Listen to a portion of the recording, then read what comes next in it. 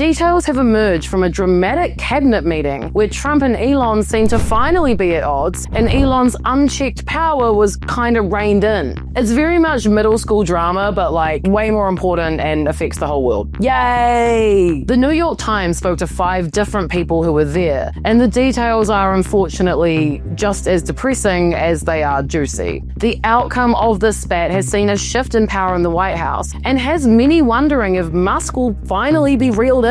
While the country and the world grapple with diplomatic disasters, the men in charge seem to be content just yelling at each other in the White House. These conversations point to lawmakers and Republican cabinet members being sick and tired of Elon's antics, despite what they may say publicly. And as you know, I love drama. I've said it before, I'll say it again. I'm nosy as hell. So, who said what to who? How did the two bros fall out? What are the implications here, and what happens next? Let's set the scene. The Secretary of State, who's banned from China, Marco Rubio, a longtime politician and former senator, was sitting diagonally opposite one Elon Musk, a never once politician or senator, but the richest man in the world and the man behind Doge, who are firing federal workers left, right, and center. Trump's sitting there, reportedly with his arms crossed, orange face paint on, and there's 20 other people who I imagine are wearing nice suits. Vibe. Apparently, Elon started throwing attacks at Rubio, really letting him have it, and accused him of failing to slash his staff numbers. "You have fired nobody," Musk told Rubio, then added that the only person Rubio had fired was a staff member from Elon's Doge thing. Rubio has been a low-key Musk hater for a few weeks leading up to this, after Musk guys effectively shuttered an entire agency that was supposedly under Rubio's control, the United States Agency for International Development. So this cabinet meeting was Rubio's chance to get all of this out on the table and call out his concerns in front of the president and people who have actually worked in the government and know how things are supposed to happen.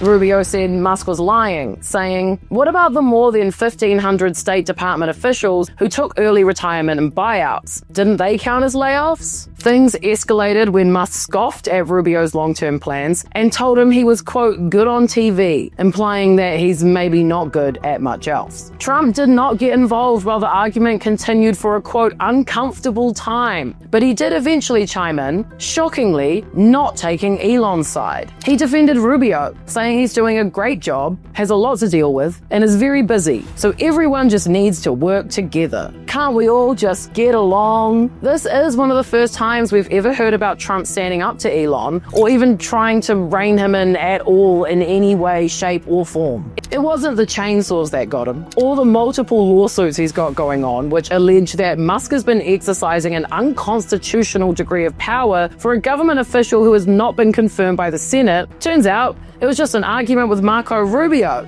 Who would have thought? The meeting itself was a sign that Trump was ready to listen to other Republican lawmakers and important people who were weirded out and frustrated with Musk running around. The meeting itself was scheduled just the night before, and Elon wore a suit for once.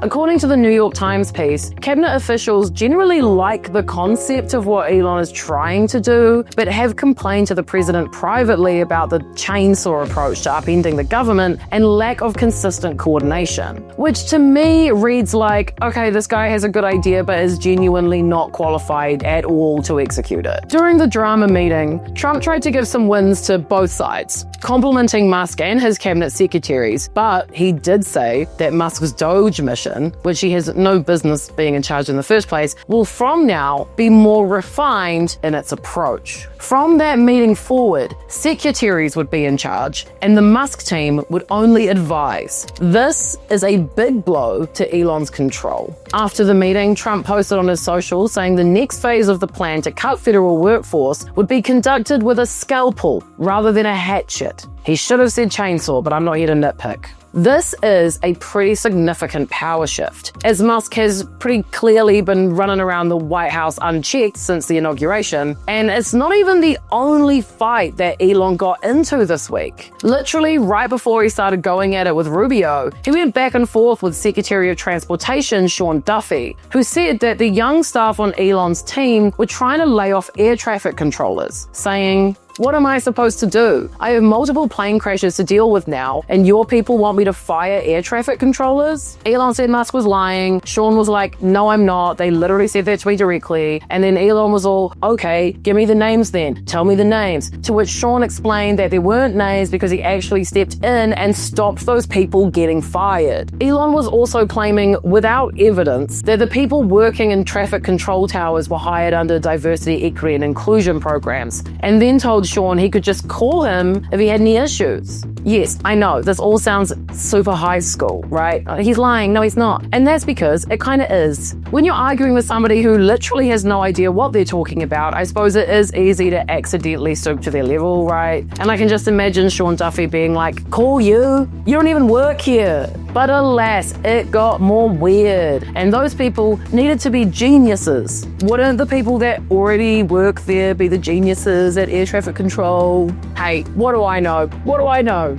As you can imagine, the vibes in the room were reportedly off. According to one person with knowledge of the meeting, Musk's anger towards Rubio specifically seemed to catch a lot of people off guard. And another said that his attitude to both Duffy and Rubio put off other cabinet members who had already privately complained about Musk and his team from speaking at all from fear of him publicly rinsing them on X, which is like crazy. Honestly, imagine some guy just showed up at your job with totally unchecked power and a chainsaw, and you can't complain because if you do, he'll galvanize a bunch of weirdos on X against you. That sucks. It's clear this meeting was uncomfortable, and probably a rough one for Trump and Elon, who are having to face the music on the impact of letting a guy loose in the White House totally unmanaged. There are politically sensitive issues here, such as Elon's cuts affecting thousands of veterans, who are a big part of Trump's voter base. About 700 State Department employees, including over 450 career diplomats, have resigned in the last 2 months. And the Times have reported that senior officials have drawn up plans to close down a dozen consulates overseas, which would likely undermine the US's soft power around the world. The purge that Musk has set out on government agencies has also started to backfire. Many fired federal workers have been rehired days after getting the sack, and now that even Republicans are getting sick of the chaos, it raises questions around the inner workings of the Trump administration, some of which were answered with the drama of this meeting, to be fair.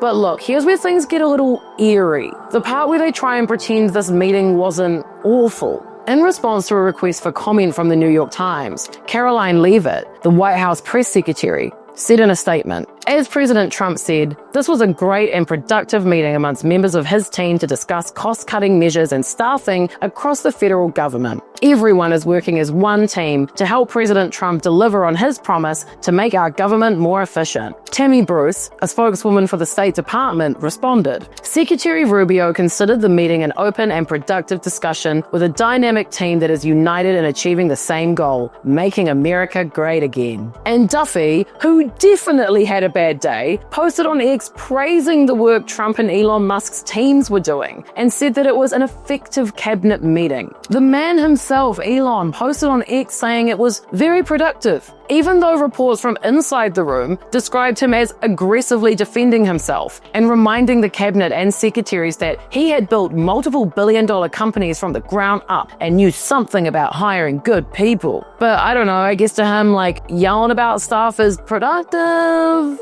So why does this matter? And what happens now? Elon still remains Trump's biggest political financial supporter and clearly gets some perks from that investment. So up until now, we can only theorize why Trump hasn't reined him in yet. But this meeting has revealed the inner dynamics of the current government. One where cabinet members are actually as sick of Elon as we are, but clearly aren't supposed to speak up about it. The statements and posts on X prove that. Trump wants people to think that he's in charge, that he can actually manage Elon. But in general, the revelations from this cabinet meeting show an intense power struggle between the president and the man who funds him. It was a showdown worthy of a reality TV finale, but unfortunately, it's playing out in the White House. And the stakes are a bit higher than who's getting eliminated from The Bachelor. So what's the takeaway here? Is the political world just one big middle school cafeteria where the cool kids throw tantrums over cafeteria food, but the rest of us still have to to live with the consequences? Will we ever see a day when actual governance doesn't feel like watching people fight over who gets to sit at the front of the class? But look, I'll leave you with this. When it comes down to it, what is scarier? A billionaire running a government agency with no experience? Or a world where no one is brave enough to tell him to stop swinging a chainsaw around? Thank you so much for watching, everybody. Make sure you like and subscribe. We do 5 videos a week on everything happening around the world and on the internet. A lot of crazy stuff happening around the world and on the internet at the moment, so I recommend you get it now.